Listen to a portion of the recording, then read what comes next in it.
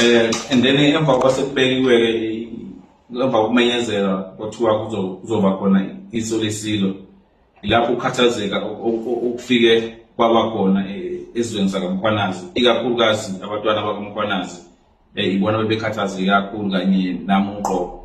So besiyokhuluma lokho endlunkulu engikholwa ukuthi sifike sakubeka kwacaca ukuthi cha ukuba khona kweso lesilo asihambelani naso ngoba isizwe sakaMkhwanazi sinenkosi yabo and sazi ukuthi inkosi iyona iso lesilo.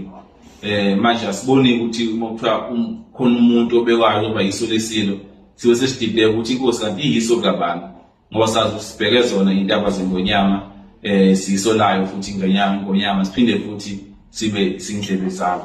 Kodwa nje kamfusha nje ukuba khona kweselo ezizweni zakaMkhwanazi waMpukunyoni atha isizwe sakaMkhwanazi asihambelani nakho lokho, futhi ngeke size sisamukele ngoba sinayo inkosi khona and akukho futhi nanombango okhona enkosini bakwethu.